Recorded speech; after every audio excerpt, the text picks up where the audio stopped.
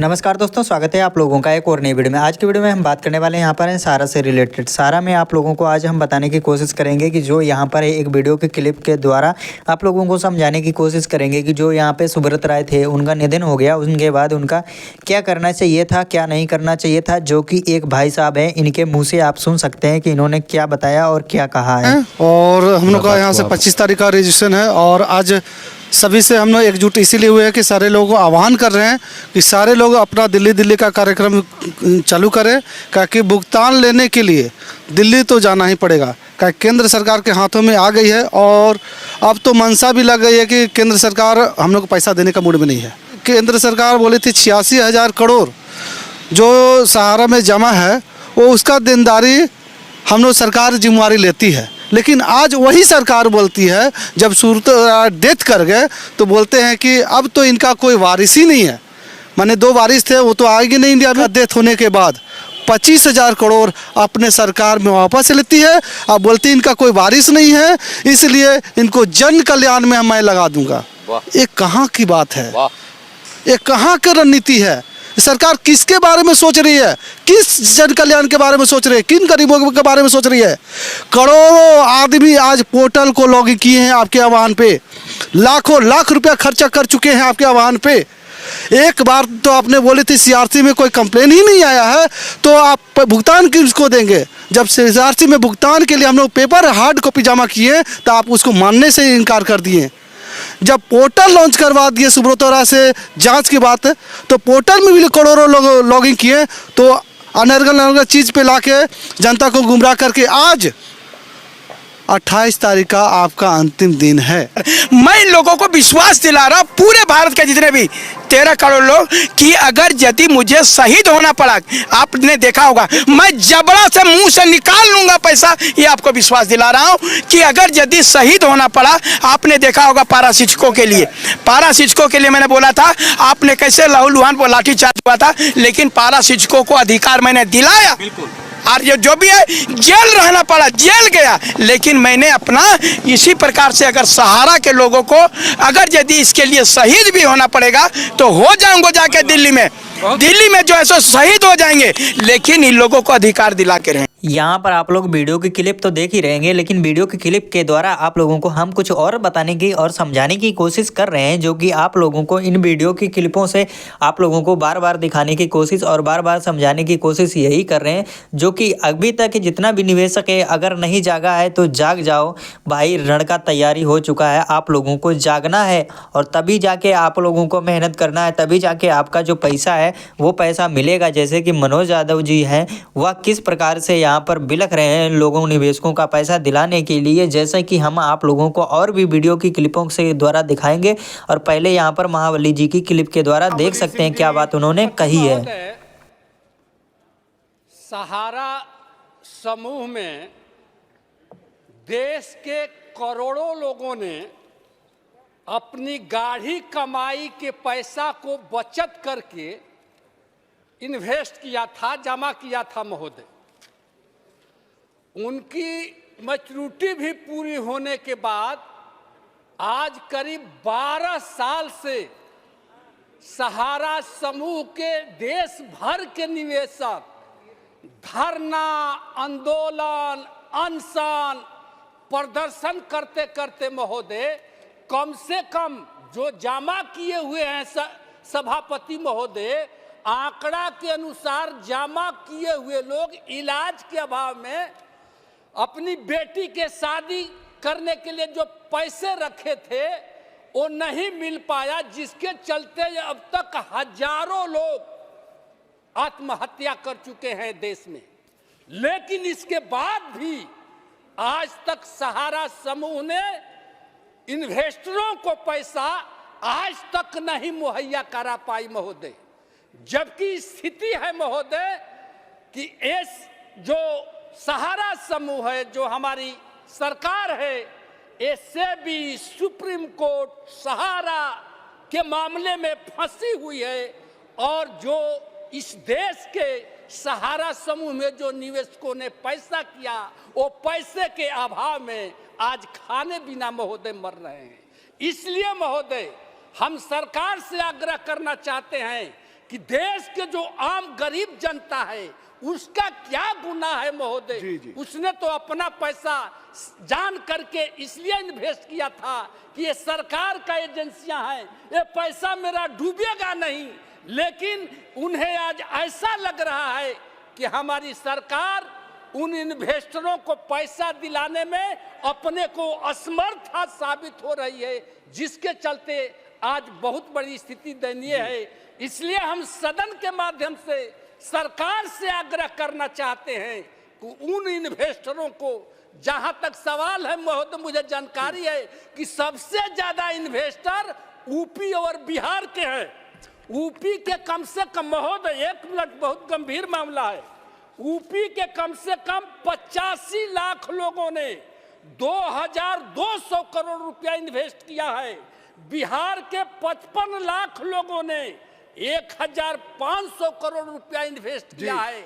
इनमें से कितने लोग पैसे के अभाव में, इलाज के अभाव में दम तोड़ दिए महोदय। इसलिए हम तो यहाँ पर आप लोग देख रहे होंगे कि जैसा कि आप लोगों को ये वीडियो मैंने पहले भी दिखाया है, जो महाबली जी ने ये बात कही है, ये बात है सिर्फ निवेशकों के लिए। जैसे कि आप लोग यही सोचते होंगे कि हर बार में यही वीडियो लगा के हम आप लोगों को बताते हैं, लेकिन यहाँ पर कुछ और समझाने की कोशिश करेंगे, जो कि यहाँ पर आप लोगों को हम बताएंगे कि जो महाबली जी ने यहाँ पर खुद अपनी बात से क्या कहा है, जो कि यहाँ पर आप लोग सुने हैं। और यहाँ पर क्या करना है, जो महाबली जी ने बताया है उसी हिसाब से, उसी अकॉर्डिंग ही आप लोगों को इनकी बात को समझना चाहिए और इनकी बात पे गौर करना चाहिए, जो कि ये क्या कहना चाहते हैं और क्या करना चाहते हैं। जो कि यह बात है ये सरकार को देखना चाहिए, जो कि खुद एक सांसद हैं और यहाँ पर एक जो महाबली हैं ये सांसद हैं। ऐसे ही यहाँ पर कई सांसद हैं जिन्होंने सहारा के मुद्दे में बात कही है और बात को उठाया है। और इसी के आगे हम आप लोगों को यहाँ पर और भी एक वीडियो की क्लिप के माध्यम से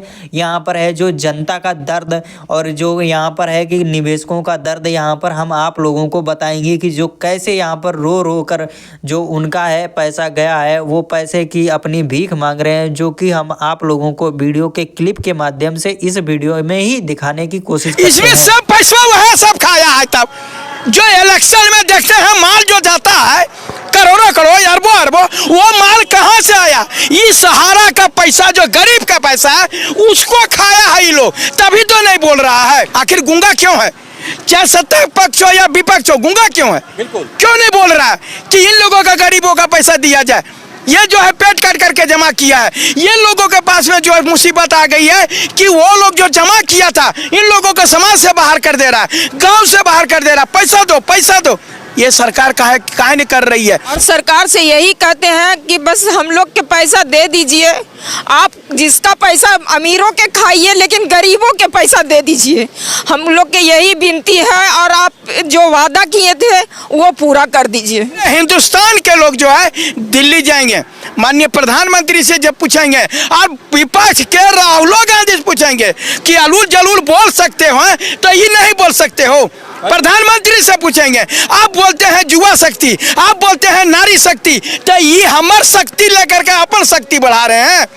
हम लोगों का पैसा लेकर खा करके आखिर इस पर क्यों नहीं बोल रहे हैं? विश्वास दिला रहा पूरे भारत के जितने भी 13 करोड़ लोग कि अगर यदि मुझे शहीद होना पड़ा, आपने देखा होगा, मैं जबड़ा से मुंह से निकाल लूंगा पैसा, ये आपको विश्वास दिला। यदि शहीद होना पड़ा, आपने देखा होगा पारा शिक्षकों के लिए, पारा शिक्षकों के लिए मैंने बोला था, आपने कैसे लहूलुहान पर लाठीचार्ज हुआ था, लेकिन पारा शिक्षकों को अधिकार मैंने दिलाया और ये जो भी है जेल रहना पड़ा, जेल गया, लेकिन मैंने अपना इसी प्रकार से अगर सहारा के लोगों को अगर यदि इसके लिए शहीद भी होना पड़ेगा तो हो जाऊंगा जाके दिल्ली में। सरकार बोलती है कि नारी शक्ति, युवा शक्ति, फलना शक्ति।